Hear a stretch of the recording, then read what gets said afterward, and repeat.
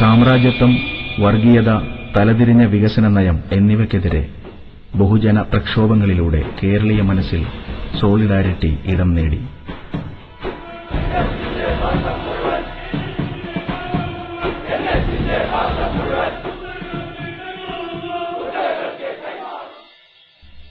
സ്വാർത്ഥതയും ആർത്തിയും അരങ്ങു തകർത്ത സാമൂഹിക പ്രവർത്തന മേഖലയിൽ ആത്മാർത്ഥത കൊണ്ടും ത്യാഗം കൊണ്ടും സോളിഡാരിറ്റി വേറിട്ടുനിന്നു.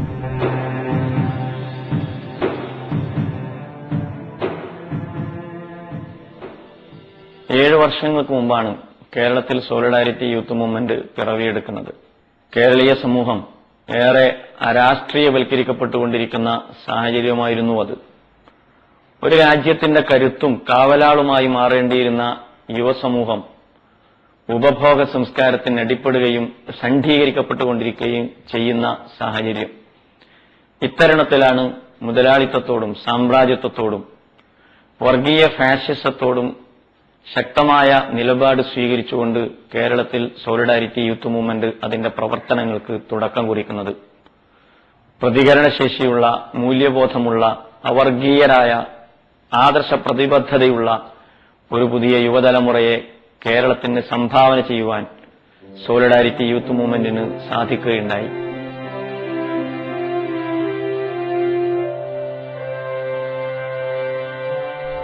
എൻഡോസൾഫാൻ ദുരന്തം സോളിഡാരിറ്റി പ്രവർത്തകരുടെ ആത്മാവിനെ വേദനിപ്പിച്ചു.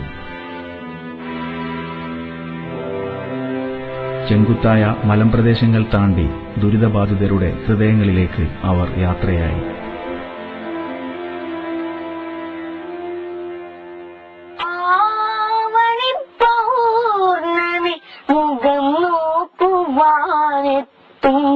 നിളയുടെ നിർമ്മല കേരള സർക്കാരിന്റെ കീഴിലുള്ള കേരള പ്ലാന്റേഷൻ കോർപ്പറേഷന്റെ കീഴിലുള്ള കശുമാവിൻ തോട്ടങ്ങളിൽ ഹെലികോപ്റ്ററിലൂടെ എൻഡോസൾഫാൻ തളിച്ചതുമൂലം വിവിധ രോഗങ്ങൾ ബാധിച്ചുകൊണ്ട് കിടപ്പിലായ 2000-ഓളം രോഗികളാണ് കാസർഗോഡ് ജില്ലയിലുള്ളത്. ഈ രോഗികൾക്ക് വ്യവസ്ഥാപിതമായ പുനരധിവാസം നടപ്പിലാക്കുവാൻ മാറി മാറി വരുന്ന സംസ്ഥാന സർക്കാരുകൾ തയ്യാറാകാതിരുന്ന ഒരു സാഹചര്യത്തിലാണ് സോളിഡാരിറ്റി യൂത്ത് മൂവ്മെന്റിന്റെ കേരള സംസ്ഥാന കമ്മിറ്റി ഒരു മാതൃകാ പുനരധിവാസ പദ്ധതിയുമായി രംഗത്ത് വന്നത്. സംസ്ഥാന സർക്കാരിന്റെ കണ്ണു തുറപ്പിക്കാൻ പര്യാപ്തമായിരുന്നു സോളിഡാരിറ്റിയുടെ ഈ പുനരധിവാസ പദ്ധതി. 5 പഞ്ചായത്തുകളിലായി 50 ലക്ഷം രൂപയുടെ പദ്ധതികളാണ് കഴിഞ്ഞ ഒരു വർഷം കൊണ്ട് സോളിഡാരിറ്റി കാസർഗോഡ് ജില്ലയിൽ പൂർത്തിയാക്കിയത്.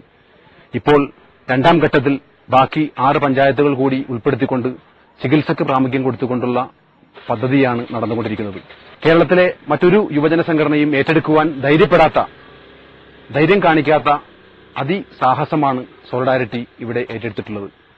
വിവിധ പദ്ധതികൾ, ഭവന നിർമ്മാണ പദ്ധതി, ചികിത്സാ സഹായത്തിനുള്ള പദ്ധതി, ഭക്ഷ്യ റേഷനുള്ള പദ്ധതി, തൊഴിൽ സഹായം, വിദ്യാഭ്യാസ സഹായം, കമ്മ്യൂണിറ്റി ഡെവലപ്മെന്റ് പോലുള്ള വിവിധ മേഖലകളിലാണ് ഈ പുനരധിവാസ പദ്ധതി സോളിഡാരിറ്റി നടപ്പിലാക്കിയത്. പദ്ധതി പ്രവർത്തനങ്ങൾ പൂർത്തിയായിട്ടില്ല. ഇപ്പോഴും ആ പദ്ധതി പ്രവർത്തനങ്ങൾ നടന്നുകൊണ്ടിരിക്കുന്നു.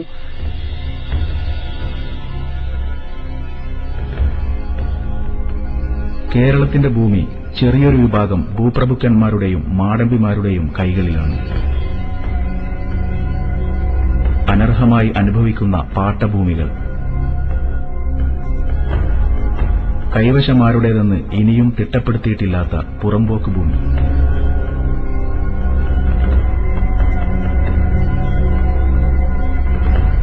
മഹാഭൂരിപക്ഷം വരുന്ന പാവങ്ങൾക്ക് ഒരു പിടി മണ്ണ് സ്വന്തമായില്ലാത്ത നമ്മുടെ കേരളം.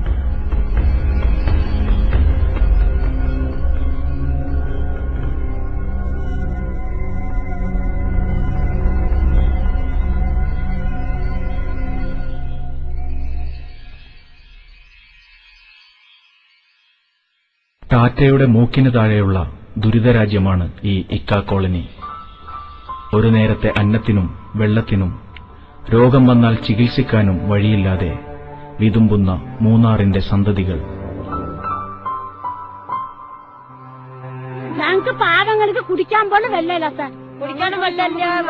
ഞങ്ങള് ഈ മഴ കാരണം ഇവിടെ വെള്ളം വരുന്നുണ്ട്. ഇനി വെയിൽ വന്നാൽ ഞങ്ങൾ ഇവിടെ 5 കിലോമീറ്റർ പോണം. ലൈറ്റ് ആണെങ്കിൽ ഇവിടെ കിട്ടത്തില്ല. വേറെ ഒരു കളിയും ഞങ്ങൾക്ക് തരുന്നില്ല. എവിടെ സർക്കാർ വോട്ടിന് മാത്രമേ പറഞ്ഞുള്ളൂ. പിന്നെ ഒരു നന്ദി പറയാൻ വരും, അത്രേ ഉള്ളൂ. നിങ്ങൾ എങ്ങനെ താമസിക്കുന്നുണ്ട്, എങ്ങനെ ജീവിക്കുന്നുണ്ട്, ഒരു സ്ഥലം ഇതുവരായിട്ട് കിട്ടിയിട്ടില്ല. ഞങ്ങൾക്ക് അതുപോലെ മഴ പെയ്യുമ്പോ ഭയങ്കര കാറ്റായിരിക്കും ഇവിടെ. ഞങ്ങൾക്കാണെങ്കിൽ ഈ റേഷനിലെ 2 രൂപ അരിയും കിട്ടുന്നില്ല, ഈ പഞ്ചസാര പോലും കിട്ടുന്നില്ല. എവിടെ പോയാലും ബീപ്പിൽ കൊണ്ടുപോവാ അതിനാണ് പഞ്ചസാര, അതിനാണ് 2 രൂപ അരിയെന്ന് പറയുന്നുണ്ട്. ഞങ്ങൾക്ക് തരുന്നത് ഹാപ്പിയിലക്കാരെ നീലക്കാരെ തന്നാക്കണത്, അതിന് ഈ ബീപ്പിൽക്കാർ ഞങ്ങൾക്ക് ഇല്ലും. എല്ലാവർക്കും സ്വന്തമായി ഭൂമി ഉണ്ടാവുക എന്ന മുദ്രാവാക്യമാണ് സോളിഡാരിറ്റി ഉയർത്തിപ്പിടിക്കുന്നത്. കേരളത്തിന് അപ്രാപ്യമൊന്നുമല്ല ആ സ്വപ്നം.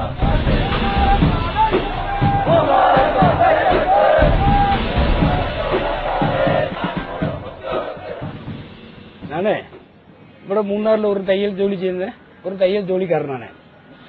നമുക്ക് ഇവിടെ മൂന്നാറിൽ വീടും കാര്യങ്ങളൊന്നും ഇല്ല. കുറെ കാലം മുമ്പ് ഇപ്പോൾ ഒരു വീട് നമ്മൾ മേടിച്ചതാ. അത് വേറൊരു ആളുടെ നിന്ന് വിലയ്ക്കാണ് നമ്മൾ എടുത്തത്. വിലയ്ക്ക് എടുത്തിട്ട് കുറെ പണിയൊക്കെ ചെയ്തുമ്പോൾ ടാറ്റാ കമ്പനിക്കാരൻ വന്നിട്ട് ഇത് ഞങ്ങളുടെ സ്ഥലമാണെന്ന് പറഞ്ഞിട്ട് അവിടുത്തെ കക്കൂസ് ബാത്റൂം എല്ലാം പൊളിച്ച് നീക്കം ചെയ്തിട്ടുള്ളതാണ്. ഇവിടെ ആ ഏരിയ മൊത്തം റെവന്യൂ ഇടമാണിത്. സർക്കാർ പുറമ്പോക്ക് ഭൂമി പറഞ്ഞ സർക്കാർ പുറമ്പോക്ക് ഭൂമിയിലെ ടാറ്റാ കമ്പനി കൈയേറ്റം ചെയ്ത് അവിടെ വീട് പണി ചെയ്ത് ടാറ്റാ കമ്പനി വാടകയ്ക്ക് കൊടുക്കുകയാണ്. അങ്ങനെയാണ് മൂന്നാർ ടൗണിലുള്ള എല്ലാ സ്ഥലങ്ങളും ഉള്ളതാണ് ഇവിടെ. അതൊരു വ്യക്തമായുള്ള പേപ്പറും ഉണ്ട്. എല്ലാ കാര്യങ്ങളും നമ്മൾ കോടതിക്ക് പറഞ്ഞു കൊടുത്തിട്ടുള്ളതാണ്. അത് മാത്രമല്ല ഇവിടുത്തെ ജനങ്ങൾക്ക്, ഇവിടുത്തെ പാവപ്പെട്ട ജനങ്ങൾക്ക് ഇവിടുത്തെ 1 ഇഞ്ച് ഭൂമി കൂടെ ഇല്ല. അതുകൊണ്ട് ഇവിടുത്തെ പാവപ്പെട്ട ജനങ്ങൾക്ക് വേണ്ടി തീർച്ചയായിട്ടും ഇവിടുത്തെ എസ്റ്റേറ്റ് ജോലി ചെയ്യുന്ന എല്ലാ തൊഴിലാളിക്കും വേണ്ടി ന്യായമായിട്ട് സ്ഥലം സർക്കാർ കൊടുക്കണം. അതിനുള്ള സ്ഥലം ടാറ്റ കയ്യിൽ ഉണ്ട്. അതെല്ലാം കയ്യേറ്റത്തിലെ തിരിച്ചു പിടിച്ച് ഇവിടുത്തെ ജനങ്ങൾക്ക് കൊടുക്കേണ്ടതാണ്. അതാണ് നമ്മുടെ ആവശ്യം. അത് ചെയ്യാൻ വേണ്ടി സോളിഡാരിറ്റി ഇവിടെ ഉണ്ട്. അത് അവരുടെ പുറകെ ഞങ്ങൾക്ക് അവർക്ക് വേണ്ടി സപ്പോർട്ട് ഞങ്ങൾ ചെയ്യും. അവർ ചെയ്യുന്ന എല്ലാ സമരത്തിലും നമ്മൾ കൂട്ടി നിൽക്കുവാണ്. ഭൂമി സംബന്ധമായ സ്ഥിതിവിവര കണക്കുകൾ അത് സാധ്യമാണെന്ന് തെളിയിക്കുന്നു. ഒന്നിച്ചുള്ള പോരാട്ടമാണ് അതിനാവശ്യം. ആ സമരത്തിനാണ് സോളിഡാരിറ്റി തുടക്കം കുറിച്ചിട്ടുള്ളത്. ഈ പോരാട്ടത്തിന് നിങ്ങളുടെ പിന്തുണ ആവശ്യമാണ്.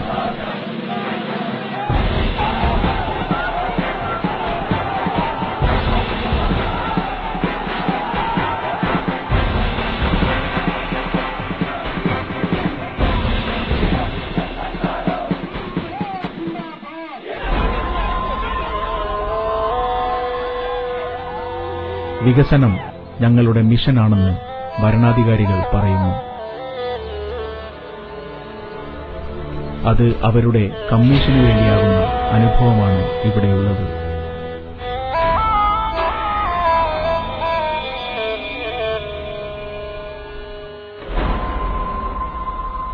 മൂലമ്പള്ളിയിൽ നിന്ന് ജനങ്ങളെ കുടിയിറക്കിയിട്ട് 2.5 വർഷത്തോളമായി. പുനരധിവാസം ഉറപ്പാക്കാതെ ജനാധിപത്യ വിരുദ്ധമായ രീതിയിൽ ജനങ്ങളെ വളരെ ക്രൂരമായിട്ട് അവരുടെ ഭവനങ്ങളിൽ നിന്ന് അടിച്ചിറക്കുകയും അവർക്ക് വേണ്ടത്ര സൗകര്യങ്ങൾ ചെയ്ത് കൊടുക്കാതിരിക്കുകയും ചെയ്ത ഒരു ചുറ്റുപാടിലാണ് നാം ഇപ്പോൾ ആയിരിക്കുക. കണ്ടെയ്നർ ടെർമിനലിന് വേണ്ടിയിട്ട് അതിന്റെ പാലത്തിനും റോഡിനും വേണ്ടിയിട്ടാണ് ജനങ്ങളെ കുടിയിറക്കിയത്. കണ്ടെയ്നർ ടെർമിനലിന്റെയും പാലത്തിന്റെയും റോഡിന്റെയും പണിയൊക്കെ ഭംഗിയായിട്ട് നടക്കുന്നുണ്ട്. പക്ഷേ അതിനുവേണ്ടി കുടിയിറക്കപ്പെട്ടവർ ഇന്ന് എവിടെയെന്ന് ചോദിച്ചാൽ അവർക്ക് താമസിക്കുവാനായിട്ട് ഇന്ന് ഒരു ഭവനമില്ലാത്ത അവസ്ഥയാണ്. സോളിഡാരിറ്റി പോലുള്ള സംഘടനകൾ വന്ന് അവർക്ക് പ്രാഥമിക ആവശ്യങ്ങൾ നടത്തുവാനുള്ള സൗകര്യങ്ങളൊക്കെ ഉണ്ടാക്കി കൊടുക്കുകയുണ്ടായി.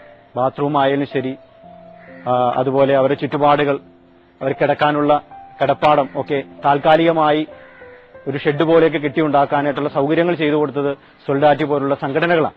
ഇത് തൃശൂർ ജില്ലയിലെ എറണാകുളത്തോട് ചേർന്ന് കിടക്കുന്ന അതിർത്തി ഗ്രാമമായ കാടുകുറ്റി പഞ്ചായത്തിലെ കാതിക്കുടം എന്ന് പറയുന്ന സ്ഥലമാണ്. 30 വർഷമായി നിറ്റ ജലാറ്റിൻ ഇന്ത്യ എന്ന കമ്പനി, ഈ കമ്പനി 30 വർഷമായിട്ട് തന്നെ ഈ നാട്ടിൽ മാലിന്യ വിഷയമുണ്ട്. മാലിന്യത്തിനെതിരെ പല രീതിയിലും സമരങ്ങളുണ്ടായിട്ടുണ്ട്. ഈ സമരങ്ങളെയൊക്കെ കമ്പനിക്ക് വിലയ്ക്ക് വാങ്ങാനും ഒരുപക്ഷെ ഭീഷണിക്ക് മുമ്പിൽ കീഴ്പ്പെട്ടു പോകുന്ന ഒരവസ്ഥയുണ്ടായിരുന്നു. സോളിഡാരിറ്റി കേരളത്തിൽ ഈ സമരത്തിൽ മാത്രം ഇടപെടുന്ന സംഘടനയല്ല. സോളിഡാരിറ്റി കേരളത്തിൽ പല ഇത്തരം സമരങ്ങൾ ഇടപെടുന്നു. മുഖ്യധാര രാഷ്ട്രീയ പ്രസ്ഥാനങ്ങൾ ഇത്തരം സമരങ്ങളെ മാറ്റി നിർത്തിയപ്പോൾ സമ്പന്ന വർഗത്തിന്റെ കൂടെ പോയപ്പോൾ ഇത്തരം ജനകീയ സമരങ്ങളെ, അടിച്ചമർത്തപ്പെടുന്ന സമരങ്ങളെ അല്ലെങ്കിൽ അതിജീവന സമരങ്ങളെ സോളിഡാരിറ്റി അതിൽ പങ്ക് ആയി എന്നുള്ളത്. ഇവിടെയും കാതിക്കുടത്തും സോളിഡാരിറ്റിയുടെ സജീവമായ സാന്നിധ്യമുണ്ട്. വീട് നിർമ്മാണം സോളിഡാരിറ്റിക്ക് കലയും കവിതയുമാണ്, സമരവും പോരാട്ടവുമാണ്. അശരണർക്ക് വേണ്ടി ധനം കൊണ്ടും അധ്വാനം കൊണ്ടും അവർ കനിവിന്റെ കവിത രചിച്ചു. 1000-ലധികം കാരുണ്യഭവനങ്ങൾ.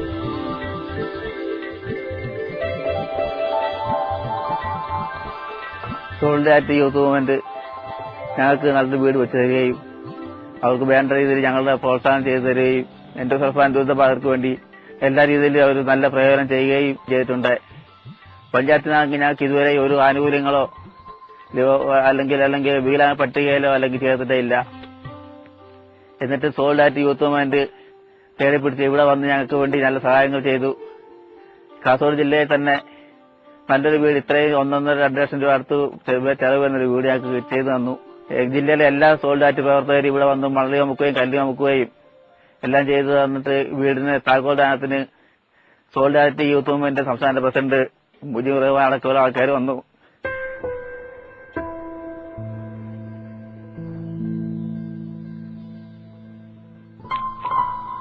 എന്നിട്ട് സോളിഡാരിറ്റിയെ സംസ്ഥാനത്തുള്ള ആൾക്കാരെല്ലാം ഭീകരവാദികളായ തെമുകുത്ത് മുദ്രവെത്താൻ വേണ്ടി ശ്രമിക്കുകയാണ്.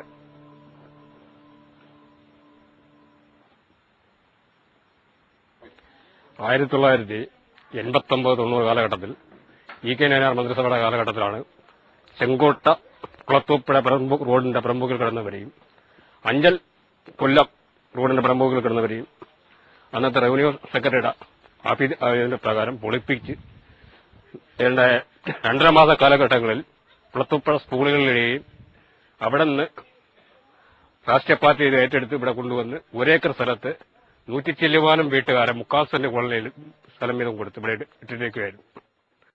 ഈ ഒരു ഓട്ടോ ഡ്രൈവറാണ് ഞാൻ. 3/4 സെന്റ് കോളനിയിൽ സ്ഥിരം താമസമായിട്ട് 18 വർഷമായിരിക്കുന്നു. പക്ഷേ ഇതുവരെ ഞങ്ങൾക്ക് ഇവിടെ പല രാഷ്ട്രീയ പാർട്ടികൾ മാറി മാറി വന്ന് ഓരോ ഇലക്ഷൻ വരുമ്പോൾ ഞങ്ങളെ വന്ന് ഓരോ കാര്യങ്ങൾ പറഞ്ഞ് വോട്ട് ശേഖരിക്കുകയും അവർ വിജയിച്ചു പോയതിനു ശേഷം അവർ ഈ ഭാഗത്തോട്ട് തിരിഞ്ഞു നോക്കുകയും ചെയ്യാതെ 18 വർഷങ്ങൾ കഴിഞ്ഞു. എന്നിട്ട് ഇതുവരെ ഞങ്ങൾക്ക് 18 വർഷം കൊണ്ട് 3/4 സെന്റ് കോളനി അതേപോലെ തന്നെ കടന്നിട്ട് ആരും തിരിഞ്ഞു നോക്കിയിട്ടില്ല. അങ്ങനെ സോളിഡാരിറ്റി എന്ന സംഘടന ഇവിടെ വരികയും അവര് സമരത്തിന് ഞങ്ങൾക്ക് പിന്തുണ നൽകുകയും ഞങ്ങൾ സമരം ചെയ്ത് അതിൽ കൂടെ ആ സമരം വിജയിക്കുകയും ആ സമരത്തിൽ നിന്ന് ഞങ്ങൾക്ക് ഇവിടെ 3/4 സെന്റ് കോളനിയിൽ നിന്ന് 3.5 സെന്റ് വീതം അളന്നു തരികയും അതിൽ നിന്ന് പട്ടയം നൽകുകയും പല രാഷ്ട്രീയക്കാർ വന്നെങ്കിൽ അവരെ കൊണ്ട് നേടിത്തരാൻ പറ്റുമായിരുന്നിട്ടും അവരതിൽ നിന്ന് മുതിരാതെ അവർ ഒഴിഞ്ഞു മാറുകയായിരുന്നു. അവരുടെ ഒരു വോട്ട് ബാങ്കായിട്ടായിരുന്നു നമ്മളെ കണ്ടിരുന്നത്.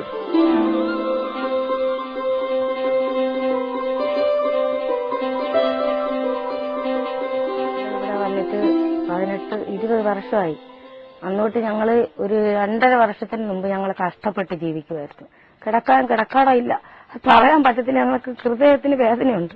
ചെളിക്കെട്ടിലാണ് ഞങ്ങൾ കിടന്നത്. പില്ല് അറുത്തു ഇതാക്കി. ഈ ജമാഅത്ത് ഇസ്ലാമികളും സോലിയറ്റിക്കാരും 2.5 വർഷമായി ഞങ്ങളെ വന്ന് സമീപിച്ച് അവര് ഞങ്ങൾക്ക് വീടുണ്ടാക്കി തന്ന്, വസ്തു ഉണ്ടാക്കി തന്ന്, ഞങ്ങൾക്ക് പടച്ചോനെ കഴിയുള്ള ആൾക്കാർ അവരാണ്. ഞങ്ങൾക്ക് ഒരുപാട് വേദനപ്പെട്ട് അവർ ഞങ്ങൾക്ക് കഷ്ടപ്പെട്ടു തന്നു. ഞങ്ങളുടെ വാപ്പായെക്കാളും പ്രായമുള്ള മനുഷ്യർ ഈ കല്ലുകെട്ട് കൊണ്ടുവന്ന് ചുമന്നുകൊണ്ട് വരുന്ന കണ്ടപ്പോൾ ഞങ്ങളെ ഹൃദയം പൊടിഞ്ഞവരുണ്ട്. ഞങ്ങൾ പോയി മേടിച്ചുകൊണ്ട് അത്ര കഷ്ടപ്പെട്ട് തന്ന വാപ്പമാര് ഞങ്ങൾക്കുണ്ട്.